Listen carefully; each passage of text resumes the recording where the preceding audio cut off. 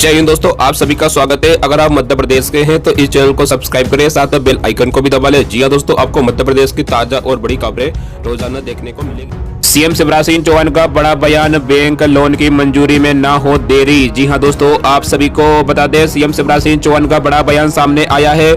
मुख्यमंत्री ने कहा है कि स्ट्रीट वेंडर योजना गरीबों के कल्याण की योजना है। छोटे व्यवसायी जो शहरों और गाँव में रेहड़ी और सड़क किनारे गुमटी या ठेला लगाकर छोटा मोटा व्यवसाय करते, उन्हें आसानी से ऋण सहायता मिले, इसके लिए प्रयास बढ़ाए जाए। वही उन्होंने निर्देश दिए हैं कि स्ट्रीट वेंडर्स को मिलने वाले बैंक ऋण की मंजूरी में विलंब न हो। जी हां दोस्तों, दरअसल बुधवार को सीएम शिवराज सिंह चौहान ने भारतीय स्टेट बैंक के मुख्य महाप्रबंधक उमेश पांडे से मुलाकात की। इस दौरान मुख्यमंत्री चौहान ने स्ट्रीट वेंडर्स के लिए लागू ऋण योजना की तत्परता से मंजूरी का आग्रह किया। विशेष रूप से स्वनिधि योजना, जिसे प्रधानमंत्री स्ट्रीट वेंडर्स आत्मनिर्भर निधि भी कहा जाता है, पर विस्तार से चर्चा हुई। साथ ही मुख्यमंत्री ग्रामीण पद विक्रेता योजना के प्रकरणों की स्वीकृति और योजना के क्रियान्वयन के बारे में भी बातचीत हुई। जी हां दोस्तों, सीएम शिवराज सिंह चौहान ने कहा कि वर्तमान में ऐसे प्रकरणों में स्वीकृति में देरी होने की शिकायतें कुछ जिलों से प्राप्त हुई है। लघु व्यवसाय से जुड़े जरूरतमंद लोगों को सरलता से ऋण राशि मिले, ये प्रयास बैंक शाखा स्तर पर किया जाए। साथ ही इन हितग्राहियों से प्राप्त ऋण की अदायगी भी हो, इसके लिए सरकार और बैंक स्तर पर संयुक्त प्रयास किए जाए। इससे ऐसे हितग्राहियों को फिर से ऋण दिए जाने का कार्य आसान होगा। छोटे स्तर पर व्यवसाय करने वाले विक्रेता ऋण से संबंधित मापदंड के तकनीकी पहलू नहीं जानते, अतः बैंक स्तर पर उनकी शिकायतों को दूर किया जाना चाहिए। पीएम किसान सम्मान निधि का लाभ लेने के लिए किसानों को करना होगा ये काम, तब आएंगे खातों में 6,000 रुपए। जी हां दोस्तों, आप सभी को बता दें, प्रधानमंत्री किसान सम्मान निधि का लाभ ले रहे किसान और वैसे किसान जो इसका लाभ लेने के लिए आवेदन करने वाले हैं, सभी के लिए बड़ी खबर है। सरकार ने योजना के नियम में बड़ा बदलाव किया है। नए नियम के अनुसार अब सभी किसानों को इसका लाभ नहीं मिल पाएगा। जी हां दोस्तों, दरअसल सरकार ने इस योजना के तहत हो रहे फर्जीवाड़े को खत्म करने के लिए नियम में बड़ा बदलाव किया और ये फैसला सरकार ने गड़बड़ियों की शिकायत के बाद लिया है। केंद्र की नरेंद्र मोदी सरकार अब सालाना 6,000 रुपए केवल उन्हीं किसानों के खातों में डालेगी जिनके नाम से खेत कसरा होगा। जी हां दोस्तों, बता दें, सरकार ने नए नियम के अनुसार पीएम किसान सम्मान निधि का लाभ लेने के लिए किसानों के पास अपने नाम का खेत होना चाहिए, यानी कि किसानों को अपने नाम से दाखिल खारिज कराना होगा। हालांकि अब तक जो नियम थे उसके अनुसार वैसे किसानों को भी इस योजना का लाभ मिल रहा था जिसके नाम पर खेत नहीं है, यानी पिता दादा के खेत पर खेती करने वाले किसानों को भी इसका लाभ मिल रहा था। लेकिन नए नियम के अनुसार वैसे किसानों को अब सालाना 6,000 रुपए नहीं मिलेंगे, उन्होंने अपने नाम पर दाखिल खारिज कराना ही होगा। जी हां दोस्तों, नए नियम के अनुसार अब पीएम किसान सम्मान निधि का लाभ लेने के लिए किसानों को नामांकन कराते समय आवेदन फॉर्म में अपनी जमीन के प्लाट नंबर की भी जानकारी देनी होगी। जिन किसानों के पास संयुक्त जमीन है उन्हें योजना का लाभ नहीं मिलेगा, उन्होंने अपने नाम से जमीन का कुछ हिस्सा लिखाना होगा। सरकार के नए नियम के अनुसार वैसे किसान जो किसी दूसरे की जमीन पर खेती करते आ रहे हैं उन्हें इस योजना का लाभ नहीं मिलेगा। हालांकि अगर कोई किसान इस योजना का लाभ ले रहा है और उसकी मृत्यु हो गई है तो उसके परिवार को भी आगे भी इस योजना का लाभ मिलता रहेगा। मध्य प्रदेश में 727 डॉक्टरों की होगी भर्ती, अनारक्षित श्रेणी के पद नहीं। जी हां दोस्तों, बता दें, मध्य प्रदेश में डॉक्टरों की कमी को दूर करने के लिए 727 पदों पर भर्ती की जा रही है। इसके लिए लोक सेवा आयोग से 8 फरवरी को विज्ञापन जारी किया गया है। इनमें अनारक्षित श्रेणी के लिए एक भी पद नहीं है, इसको लेकर विरोध शुरू हो गया है। अनारक्षित श्रेणी के उम्मीदवारों ने प्रदर्शन की चेतावनी दी है। विज्ञापन के मुताबिक ओबीसी श्रेणी के 401, एसटी के 253 और आर्थिक रूप कमजोर वर्ग के लिए 73 पद हैं। ऐसे श्रेणी के पद भी नहीं है। स्वास्थ्य विभाग के अफसरों ने बताया कि इन श्रेणी के पद नहीं थे, इसलिए विज्ञापन में शामिल नहीं किया गया है। मध्य प्रदेश चिकित्सा अधिकारी संघ के प्रदेश अध्यक्ष डॉक्टर देवेंद्र गोस्वामी ने भी कहा कि अनारक्षित श्रेणी के पद भरना चाहिए। स्नातकोत्तर चिकित्सा अधिकारियों के 853 पद है, इन्हें पदोन्नत किया जाए तो चिकित्सा अधिकारी के नए पद बनेंगे।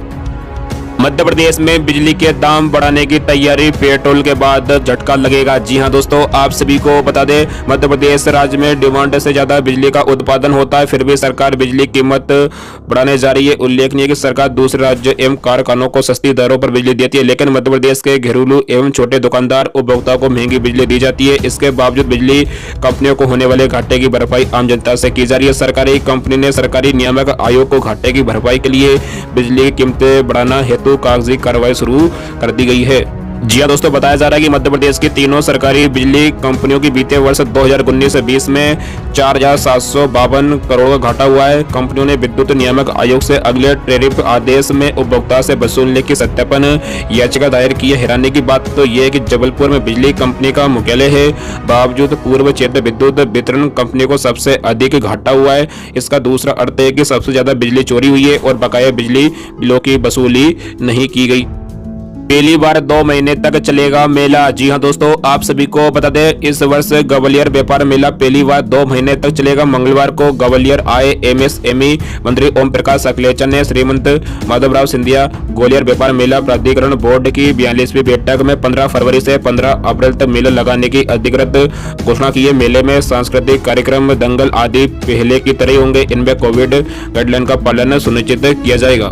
जी हाँ दोस्तों, ओम प्रकाश अखिलेचा ने कहा कि मेला की तैयारी के लिए समय कम है, लेकिन सभी लोग इसमें जुट जाए और 15 फरवरी तक जितनी भी दुकानें तैयार हो सकती है उनके साथ मेला शुरू करें। बुधवार से व्यापारियों की दुकानें लगाने के लिए कहा जाए। जिन व्यापारियों को पहले से दुकानें अपघटित है वे अपने स्टॉल तैयार करें। नए दुकानदारों को दुकान अपघटन 3 दिन बाद शुरू किया जाएगा।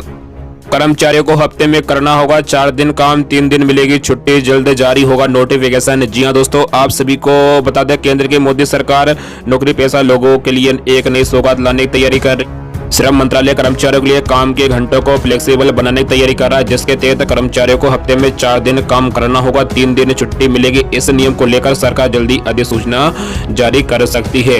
अभी तक सभी कंपनियों में हर दिन 8 घंटे और हफ्ते में 6 दिन काम करना होता था, जिससे हफ्ते भर में 48 घंटे का टारगेट पूरा किया जा सके। साथ ही इसी बीच 1 दिन की छुट्टी मिलती है। वही इस पूरे प्रस्ताव को लेकर केंद्रीय श्रम सचिव अपूर्व चंद्रा का कहना है कि कर्मचारियों के लिए तय किए गए 48 घंटे तक ही काम करने की सीमा को फ्लेक्सिबल बनाया जाएगा। यानी कि अगर कोई कर्मचारी 12 घंटे काम करके 4 दिन में ही हफ्ते के 48 घंटे का काम कर लेता है तो उसे 3 दिन की छुट्टी दी जा सकती है। इसका मतलब यह कि हफ्ते में 5 से 6 दिन तक कर्मचारियों को काम करने की जरूरत नहीं पड़ेगी, पर इस विषय में कंपनी और कर्मचारियों की सहमति होना आवश्यक है। जी हाँ दोस्तों, इसके साथ ही प्रस्ताव में बताया गया कोई भी कर्मचारी 5 घंटे से ज्यादा लगातार काम नहीं कर सकता है। इसके साथ ही उसे आधे घंटे का ब्रेक भी लेना होता है। पुलिस भर्ती में कोरोना प्रोटोकॉल के पालन पर संशय। जी हां दोस्तों, आप सभी को बता दें, विभिन्न विभागों में रिक्त पदों पर लिखित परीक्षा के लिए विवादों में बने रहने वाले प्रोफेशनल एग्जामिनेशन बोर्ड पीईबी अब पुलिस आरक्षकों के लिए लिखित परीक्षा को लेकर फिर सुर्खियों में। परीक्षा के लिए ऑनलाइन आवेदन की तारीख 6 फरवरी थी, लेकिन इसे फिर से 11 फरवरी तक के लिए बढ़ा दिया गया है। सूत्रों के मुताबिक 6 फरवरी तक 10 लाख से ज्यादा अभ्यर्थियों द्वारा आरक्षकों के 4,200 पदों के लिए आवेदन किए जा चुके हैं, जबकि अब 4 दिनों में इनकी संख्या 11 लाख तक पहुंचने की संभावना है। अगले माह लिखित परीक्षा का आयोजन किया जाना है। पीईबी ने फिलहाल 10 जिलों में परीक्षा केंद्र बनाने का निर्णय लिया है। अगर एक जिले में 2 या 3 केंद्र बनाए जाते हैं तो 25 से 30 परीक्षा केंद्रों में 11 लाख अभ्यर्थियों के लिए भेटा व्यवस्था कैसे संभव हो पाएगी।